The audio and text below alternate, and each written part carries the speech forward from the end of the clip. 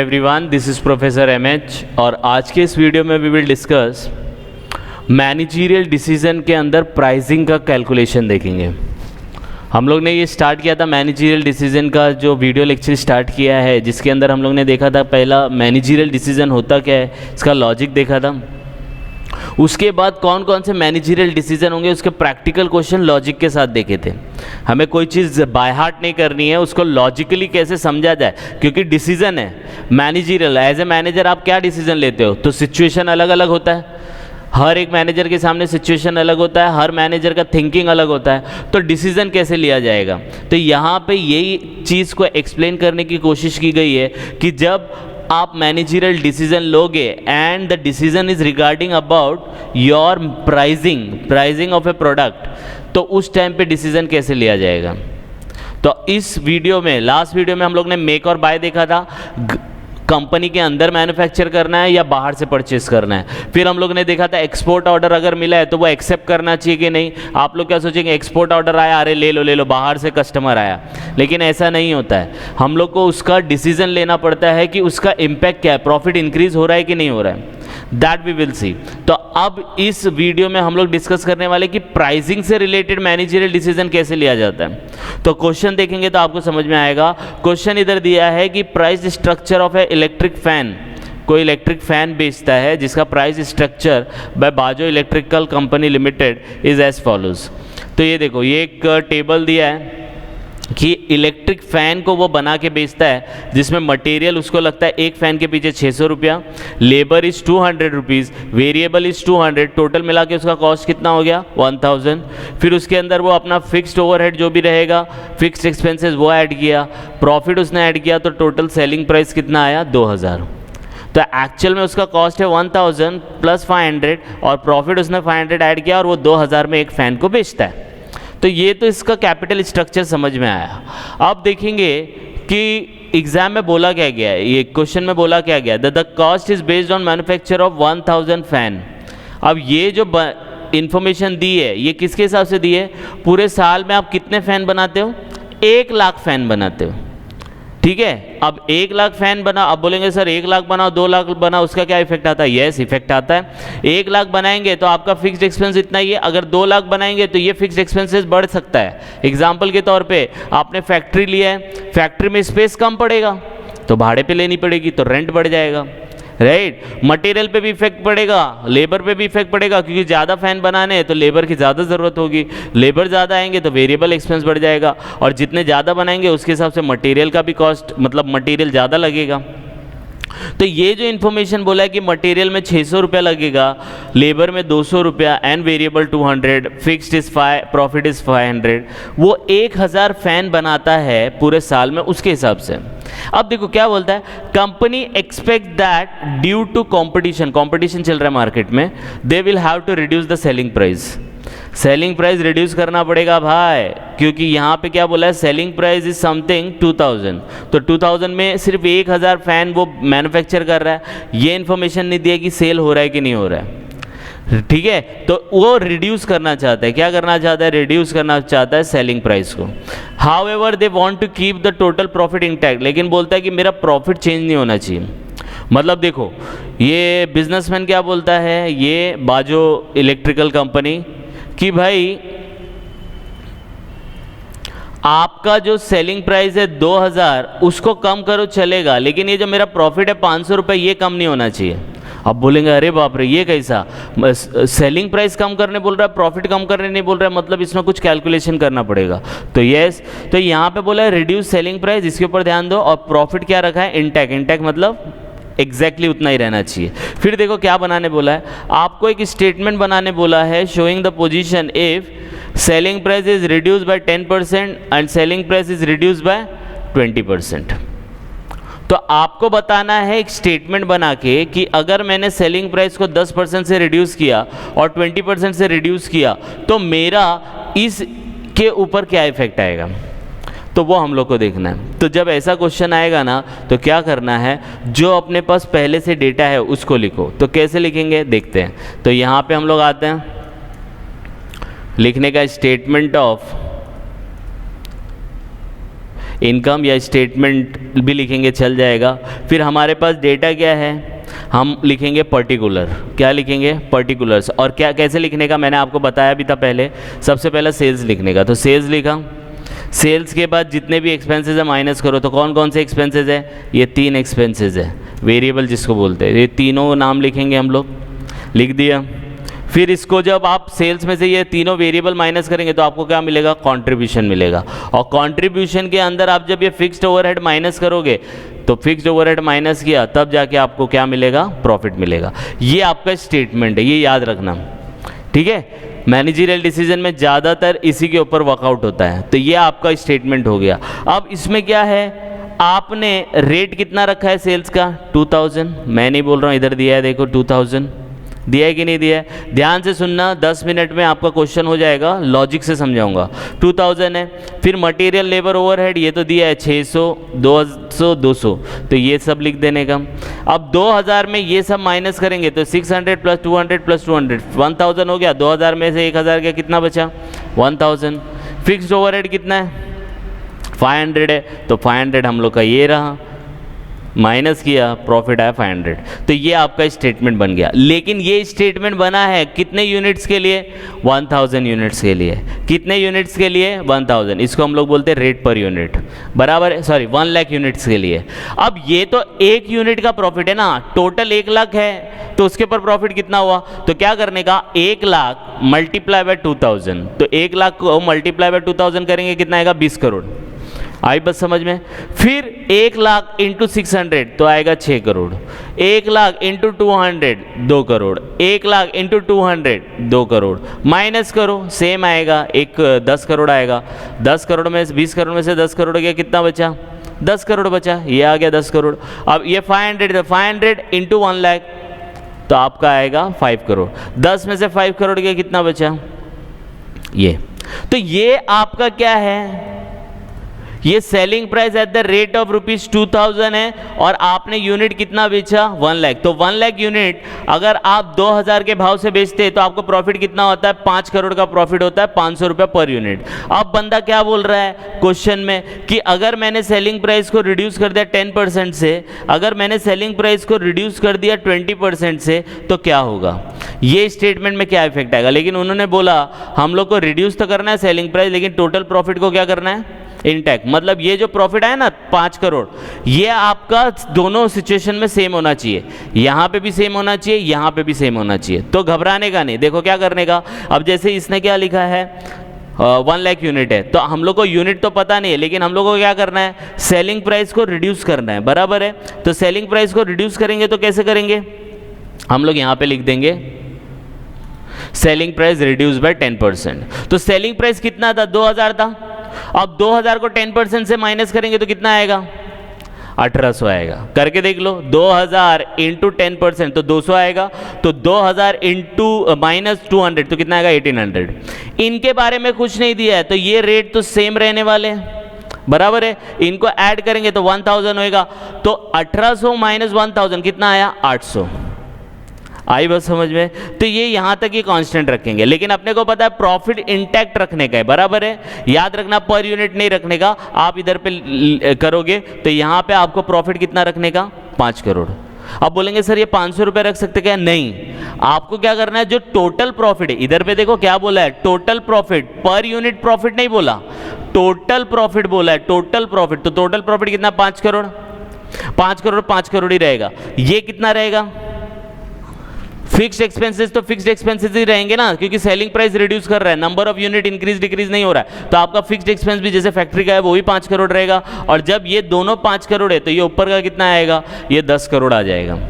देखो यहाँ पे हम लोग ने मल्टीप्लाई करके लिखा था, लेकिन यहाँ पे देखो ये तीनों आइटम हमारे और ये वाले आइटम सब निकल गए, बराबर है। अब ये ऊपर का फिल करना है, ये जो पोर्शन है ना, जैसे यहाँ पे 20 करोड़ है तो यहाँ कितना आएगा।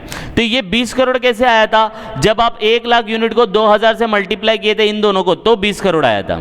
ये 20 करोड़ आपको कहाँ से आया था, इन दोनों को 1 लाख और 2000 को मल्टीप्लाई किया था तब आया था।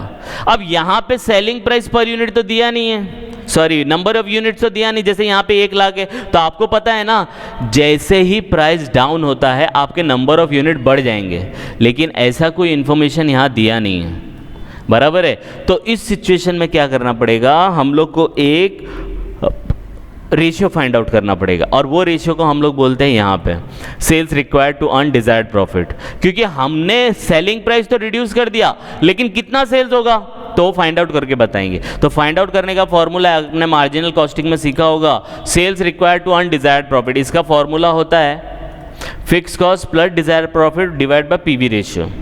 तो फिक्स कॉस्ट देखो यहाँ इस सिचुएशन में फिक्स कॉस्ट तो है 5 करोड़ है कि नहीं है, तो वो मिल गया। डिजायर्ड प्रॉफिट कितना है, 5 करोड़ ही कमाने का है, तो वो भी मिल गया। पीवी रेशियो क्या है वो निकाल लेते हैं। तो पीवी रेशियो का बहुत सिंपल सा है, हम लोग का जो ये केस चल रहा है वो रिड्यूस बाय 10% है, तो पीवी रेशियो लिखेंगे। पीवी रेशियो का फॉर्मूला होता है fix contribution upon sales into 100, contribution upon sales into 100। अब कंट्रीब्यूशन कहाँ है, तो बोलेंगे सर इधर तो कंट्रीब्यूशन नहीं है, अरे पर यूनिट में तो दिया है ना कंट्रीब्यूशन, देखो ये रहा, तो ये 800 है, तो यहाँ पे कितना आएगा 800 कंट्रीब्यूशन में, डिवाइड बाय सेल्स कितना 1800, तो 800 डिवाइड बाय 1800 कितना हो गया इंटू 100, दोनों को डिवाइड मल्टीप्लाई करेंगे 44.44%। समझ में आया, यस और नो। तो हम लोग ने ये फॉर्मूला क्यों यूज़ किया, हम लोग ने इसलिए फॉर्मूला यूज़ किया कि भाई अगर हम लोग का सेल्स पर यूनिट 2000 से 1800 हो गया, क्योंकि रिड्यूस बाय 10% बोला है, तो नंबर ऑफ यूनिट 1 लाख की जगह कितनी होगी, तो आपको पता है इंक्रीज होगा। क्योंकि जब सेलिंग प्राइस रिड्यूस होता है ना, कभी भी कोई प्रोडक्ट का प्राइस अगर कम होता है ना, लोग ज़्यादा खरीदते हैं, तो ज़्यादा खरीदते तो कितना ज़्यादा, तो उसको निकालने का फॉर्मूला है sales required to earn desired profit, जिसका फॉर्मूला क्या है fix cost plus desired profit divide by PV ratio. इसका लॉजिक देखो, फिक्स कॉस्ट है प्लस हम लोग को थोड़ा बहुत प्रॉफिट कमाना है, डिवाइड बाय अपना रेशियो जो प्रॉफिट का है उससे डिवाइड करो, तो अपने को पता चलेगा सेल्स कितना होगा। तो अपने पास ये दोनों चीज़ आ गई। अब आप बोलेंगे सर इसका डेरिवेशन क्या है, ये फिक्स कॉस्ट इसका फॉर्मूला, ये मैंने मार्जिनल कॉस्टिंग के लेक्चर्स में एक्सप्लेन किया है, आप वहाँ पे जाके इसको रेफर कर सकते हैं, ठीक है। तो अब देखो ये 44% आ गया, अपने पास फिक्स कॉस्ट कितना है 5 करोड़, डिजायर्ड प्रॉफिट कितना है 5 करोड़, और पीवी रेशियो यहाँ पे आया कितना 44%।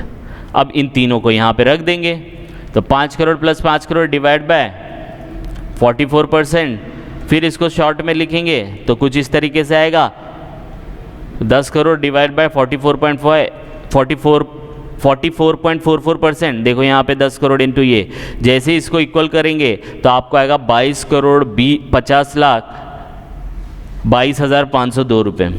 तो इसको राउंड फिगर करने के लिए हम लोग ने क्या किया 22 करोड़ कर दिया। क्यों राउंड फिगर किया, क्योंकि ये 44.4444 ऐसा है 44.444444 कंटिन्यूएशन में, तो इसलिए वो थोड़ा डिफरेंस आएगा। अब ये डिफरेंस हटाने के लिए हम लोग क्या करेंगे, इसको 22 करोड़ 50 लाख लिखेंगे अपने रेफरेंस के लिए।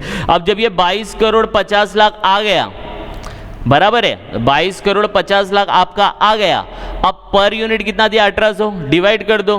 तो जैसे ही आप डिवाइड करेंगे तो आपको यूनिट्स मिलेंगी। तो देखो 22 करोड़ 50 लाख डिवाइड बाय 1800 करोगे तो आपको यूनिट्स मिलेंगी, और दैट यूनिट्स कम्स टू 1,25,000। तो यहाँ पे आप लिखोगे 1,25,000 यूनिट्स रेट पर यूनिट। तो अगर आपने सेलिंग प्राइस को 2000 से 1800 कर दिया तो हम लोग को पता नहीं सेल्स कितना इंक्रीज होगा। तो देखो सेल्स कितना इंक्रीज हुआ, पहले 1 लाख सेल्स होता था, अब कितना हो जाएगा 1,25,000। ये राउंड फिगर इसलिए लिया है, ये 44 कंटिन्यूएशन में था इसीलिए, तो इससे घबराना नहीं है, ठीक है। आप इसको भी लेके करेंगे थोड़ा ऑड फिगर आएगा लेकिन इट्स ओके, लेकिन राउंड फिगर करेंगे कैलकुलेशन में इजी पड़ेगा। अब जैसे ही 1,25,000 आया, इनको 1800 करेंगे तो यही आंसर आएगा। अब 1,25,000 इंटू 600 करो तो आपको आएगा 7 करोड़ 50 लाख। फिर 1,25,000 इंटू 200 तो आप करोगे इतना आएगा 2.5 करोड़। फिर 1,25,000 इंटू 200 तो आपको आएगा अगेन सेम अमाउंट। आप चेक कर लो, देखो 7.5 करोड़ प्लस 2.5 करोड़ कितना हो गया 10 करोड़ प्लस 2.5 करोड़ 12.5 करोड़। तो अब 12.5 करोड़ जब आप इसमें से माइनस करोगे 22 करोड़ 50 लाख में से तो आपको 10 करोड़ मिलेगा, और 10 करोड़ में से 5 करोड़ माइनस किया फिक्स्ड एक्सपेंस तो प्रॉफिट आपका देखो इंटैक्ट हो गया। तो इसका मतलब ये है कि जैसे ही आपने सेलिंग प्राइस को 10% से रिड्यूस किया तो आपका जो ये यूनिट्स था 1 लाख, अब बिकेगा कितना, 1,25,000, क्योंकि जैसे ही प्राइस डाउन होता है लोग वो प्रोडक्ट को खरीदना और स्टार्ट कर देते हैं। आई बात समझ में? आई होप आपको समझ में आया होगा। ये फॉर्मूले में आपको थोड़ा दिक्कत हुई होगी, लेकिन ये याद रखना है ये फॉर्मूला मार्जिनल कॉस्टिंग का है। मेरे वीडियो रेफर करो, उसमें लॉजिक से समझाया गया है, ठीक है। तो इस तरीके से हम लोग ने 1,25,000 यूनिट, बस ये याद रखना जैसे ही प्राइस डाउन होता है मेंटालिटी रहती है कस्टमर की, जैसे ही प्राइस डाउन हुआ खरीदते रहो। तो इसलिए 1,25,000 यूनिट बिकेगी जब उसका रिड्यूस होगा सेलिंग प्राइस 10% से। अब दूसरा केस क्या है? दूसरा केस ये है कि सेलिंग प्राइस को रिड्यूस करना है कितने से, 20% से। तो सेम यहाँ पे लिखेंगे हम लोग रिड्यूस बाय 20%। अब यहाँ पे आपको 1800 पे 20% नहीं लेना है, इधर पे ही लेना है। 2000 इंटू 20% करेंगे तो कितना आएगा?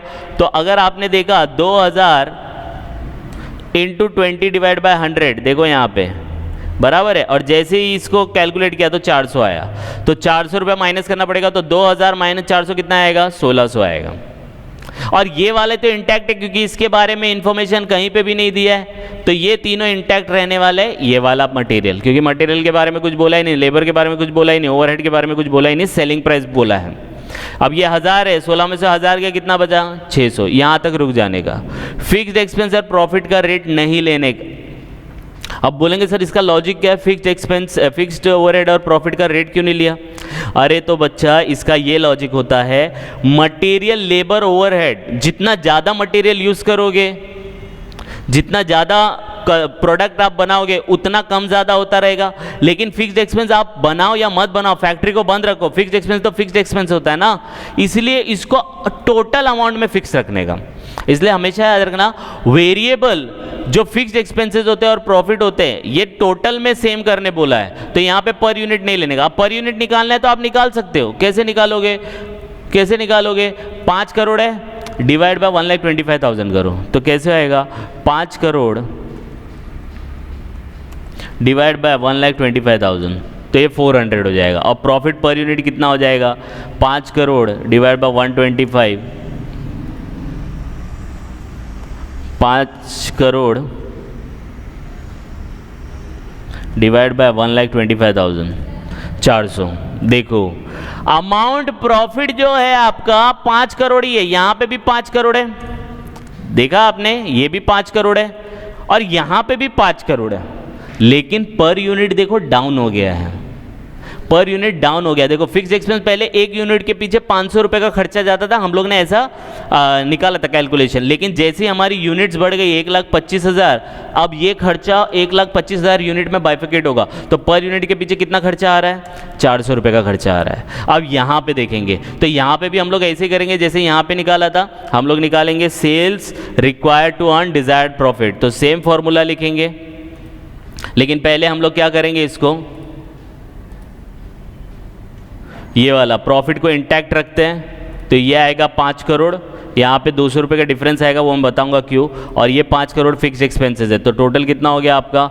10 करोड़। ये 200 रुपये एज ऑफ नाउ इसको स्किप करो, मैं बताऊंगा क्यों डिफरेंस आ रहा है, ठीक है। तो ये हमारा प्रॉफिट इंटैक्ट कर रखना है, क्योंकि यहाँ पे देखो प्रॉफिट को इंटैक्ट करने बोला है, टोटल प्रॉफिट, तो टोटल प्रॉफिट 5 करोड़ ही रहने वाला है, तो ये वाला फिक्स हो गया। अब ये वाला पार्ट जो ये कैलकुलेशन है कितनी यूनिट बेचेंगे, तो यही वाला फॉर्मूला यूज़ करेंगे, same formula, fix cost plus desire profit divide by PV ratio, fix cost plus desire profit divide by PV ratio. तो पीवी रेशियो निकालेंगे इस सिचुएशन में, तो इस सिचुएशन में पीवी रेशियो का फॉर्मूला है प्रॉफिट वॉल्यूम रेशियो, जिसका फॉर्मूला क्या है? Contribution upon sales into 100। तो यहाँ पे कंट्रीब्यूशन कितना है? 600 रुपया, सेल्स कितना है? 1600, तो 600 डिवाइड बाय 1600 इंटू 100, परसेंटेज कितना आएगा? 37.50। इसी को यहाँ पे रखेंगे, ये दोनों तो सेम है, 10 करोड़ ही रहेगा, 10 करोड़ डिवाइड बाय 37.50, सॉल्व करेंगे इतना आएगा। अब इसको पर यूनिट से डिवाइड कर देंगे तो आपका आएगा कितने यूनिट बेच रहा है? 1,66,667। ये आ रहा था कुछ इस तरीके से 0.66666। तो ये पॉइंट में आने की वजह से ये जो 200 रुपये का डिफरेंस है ना, ये आता है। तो आप राउंड फिगर भी कर देंगे तो चल जाएगा, कोई मार्क्स आपका नहीं काटेगा, क्योंकि डिसीजन है ना, मैनेजरियल डिसीजन है, तो कोई इफेक्ट नहीं आता है इसके अंदर। तो अब आपकी यूनिट कितनी हो जाएगी यहाँ पे, 1,66,667, और ये यूनिट्स को अब हम क्या करेंगे, मल्टीप्लाई करेंगे। तो इसको 1600 से मल्टीप्लाई करेंगे, आपका आंसर आएगा वही जो यहाँ पे लिखा था, राइट। हम लोग ने इसको राउंड फिगर किया है, आप ये वाला अमाउंट भी यहाँ पे लिख सकते हो, कोई प्रॉब्लम नहीं है उसके अंदर। फिर 1,66,667 मल्टीप्लाई बाय 600, ये पूरा फिल कर लेंगे तो ये कुछ आएगा। फिर इसको प्लस माइनस करेंगे ना, तो ये 200 रुपये का डिफरेंस यहाँ आता है। आई बात समझ में। तो ये आपका पूरा स्टेटमेंट इस तरीके से बन जाता है। अब यहाँ पे देखो, ये वाला 2 निकाल लेते हैं हम लोग कि यहाँ पे फिक्स्ड एक्सपेंसेस 500 रुपया था पर यूनिट, यहाँ पे प्रॉफिट 500, लेकिन देखो जैसे यूनिट बढ़ गया प्रॉफिट पर यूनिट कम हो गया, क्योंकि आपने प्रॉफिट तो टोटल सेम रखा है लेकिन सेलिंग प्राइस रिड्यूस किया ना, तो आपका पर यूनिट पे इफेक्ट आएगा। यूनिट ज़्यादा बेच दिया आपने लेकिन प्रॉफिट कम हो गया, क्योंकि प्रॉफिट आपको 5 करोड़ ही चाहिए था। तो यहाँ पे कैसे आएगा, तो 5 करोड़ डिवाइड बाय 166, तो आप करेंगे this amount divide by this amount, तो आपको आएगा 300 रुपया। और सेम यहाँ पे भी आ जाएगा, this amount divide by this, same 5 crore divide by 166,667, 300 रुपया। आई बात समझ में। तो देखो ये दोनों चीज़ को कॉन्सेंट्रेट करो, 500 500, ये चीज़ को कॉन्सेंट्रेट करो। तीनों में देखो प्रॉफिट सेम है, 5 करोड़ 5 करोड़ 5 करोड़, तो प्रॉफिट तो इंटैक्ट है लेकिन पर यूनिट इंक्रीज होता है, पर यूनिट सॉरी डिक्रीज होता है। तो याद रखना, जो कंपनी ने डिसीजन लिया सेलिंग प्राइस रिड्यूस करने और बोला है कि प्रॉफिट को सेम रखो, तो प्रॉफिट कंपनी एंजॉय करेगी 5 करोड़, प्रॉफिट एंजॉय करेगी इधर पे भी 5 करोड़ और इधर पे भी 5 करोड़, लेकिन जो पर यूनिट वो पहले 500 रुपया कमाती थी अब वो 400 रुपया कमाएगी, अब वो 300 रुपया कमाएगी। पहले जो उसका खर्चा होता था 500 रुपया पर यूनिट फिक्स्ड एक्सपेंस, अब 400 होगा 300 होगा। तो ये आपका मैनेजरियल डिसीजन है जिसमें आपने स्टेटमेंट बनाया। तो इस तरीके से स्टेटमेंट बनाना है आपको। आई होप आपको समझ में आया ये पार्ट। आप इसको गो थ्रू करो और कुछ भी डाउट आएगा तो प्लीज़ कमेंट। तो इसी तरीके से मैनेजरियल डिसीजन के जितने भी अभी की फैक्टर आएंगे और भी बहुत सारे प्रोडक्ट मिक्स आएगा, उस टाइप के भी क्वेश्चन हम लोग ट्राई करेंगे सॉल्व करने का। ठीक है, तो by the time you just go through it, कुछ भी डाउट आएगा तो please comment and please like and subscribe for more videos. Thank you.